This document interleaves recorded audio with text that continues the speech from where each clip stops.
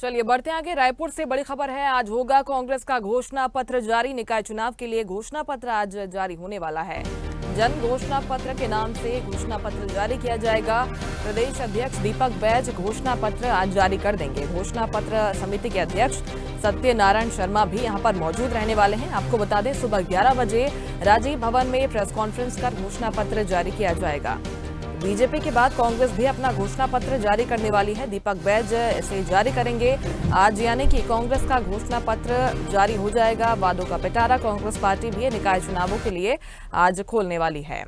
जन घोषणा पत्र इसे नाम दिया गया है। 11 बजे राजीव भवन में प्रेस कॉन्फ्रेंस भी रखी गई है, जिसमें दीपक बैज पहुंचेंगे और कांग्रेस के घोषणा पत्र को जारी कर देंगे। निकाय चुनाव काफी नजदीक है, ऐसे में कांग्रेस के पास जनता के लिए क्या कुछ है, आज कांग्रेस पार्टी बताने वाली है। राजीव भवन में प्रेस कॉन्फ्रेंस के माध्यम से दीपक बैज घोषणा पत्र जारी करेंगे। और इस खबर पर ज्यादा जानकारी लेंगे। रायपुर से संवाददाता हिमांशु पटेल फोन लाइन पर हमारे साथ जुड़ गए हैं। हिमांशु, भारतीय जनता पार्टी के बाद कांग्रेस भी अपने वादों का पिटारा आज खोलने वाली है, क्या कुछ हो सकता है इस घोषणा पत्र में?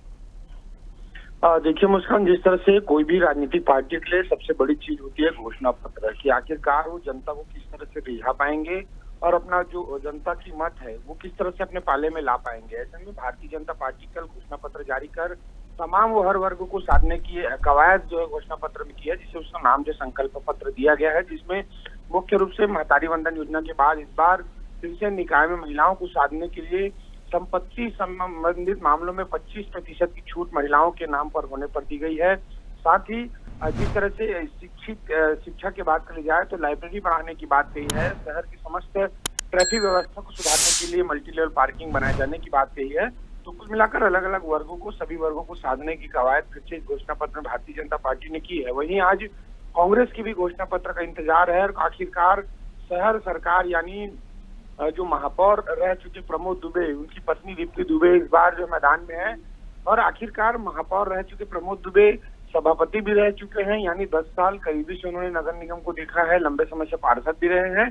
तो शहर की और वार्डों को किस तरह से विकास वो कर सकते हैं, शहर की चहुमुखी विकास के लिए आखिरकार क्या कुछ रोड मैप तैयार करके पूरी प्लानिंग आखिर रणनीति किस तरह से तैयार की है, क्या इनके एजेंडे होंगे, कौन कौन से प्रमुख होंगे और कौन से वर्गों को साधने की कवायद जो कांग्रेस से दर्ज की जा रही है, ये तमाम चीजें जो है घोषणा पत्र कांग्रेस की आज जारी होने वाली है उसमें साझा करेंगे। और प्रमुख रूप से सबसे बड़ी समस्या है राजधानी रायपुर की ट्रैफिक और यहाँ की स्वास्थ्य और यहाँ की जिस तरह से बात कर ली जाए तो कहीं न कहीं साफ सफाई की लचर व्यवस्था।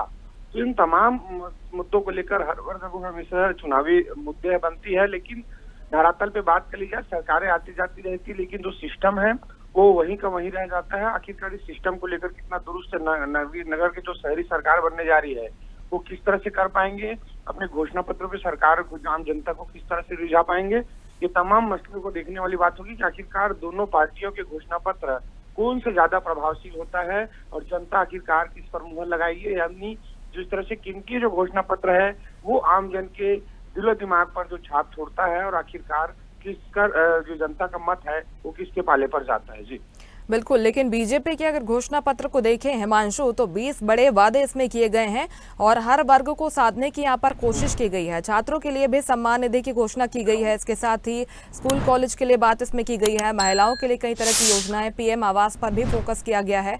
हर वर्ग को साधने की बीजेपी यहाँ पर कोशिश कर रही है, लेकिन कांग्रेस पार्टी आरोप लगा रही है कि अभी तक जो वादे किए गए थे वो भी पूरे नहीं हो पाए हैं। क्या इस तरह की कोई लोक लुभावन वादे घोषणा कांग्रेस पार्टी कर सकती है? देखिए मुस्कान, जिस तरह से लगातार जो कवायद तो यही की जा रही है क्योंकि छत्तीसगढ़ में विधानसभा चुनाव में एक बड़ा मुद्दा था महिला सुरक्षा और प्रधानमंत्री आवास, इसको लेकर कहीं न कहीं कांग्रेस जो है इससे पीछे रह गई है और लगातार जो है इस पर भारतीय जनता पार्टी ने जनता का साथ लिया, भरोसे में लिया और कहीं न कहीं इसके बाद भारी जो बहुमत है वो भारतीय जनता पार्टी के पाले में आई। अब कहीं न कहीं फिर से वो स्थिति बन रही है महिलाओं को, जिस तरह से अब तक जो नगर निगम में 15 साल जो भारतीय कांग्रेस की जो सरकार यहाँ पर रही है निगम में, अब उस निगम में किस तरह से फेरबदल किया जाए, कैसे सत्ता परिवर्तन किया जाए, कैसे अलग अलग वर्गों को साधा जाए, ये कवायद कहीं न कहीं भारतीय जनता पार्टी तो करते नजर आ रही है, लेकिन कांग्रेस कितना साध पाएगी और कांग्रेस की 3 बार की किलो को भारतीय जनता पार्टी कैसे भेज पाएगी, ये देखने वाली बात होगी। क्योंकि मुस्कान, ये देखने को मिलता है कि जब तक प्रदेश में भारतीय जनता पार्टी की सरकार रहती है, निगम में कांग्रेस की सरकार होती है। पिछले बार जैसे कांग्रेस की सरकार थी तो भी निगम में भारतीय कांग्रेस की सरकार थी। तो कुल मिलाकर निगम में 3 पंचवर्षीय हो गया कि कांग्रेस की सरकार बैठती है, विपक्ष में भले प्रदेश की सत्ता में भले भारतीय जनता पार्टी की सरकार बैठती हो, लेकिन ये तालमेल को आखिर कितना समझ पाएंगे, कितना बैठा पाएंगे।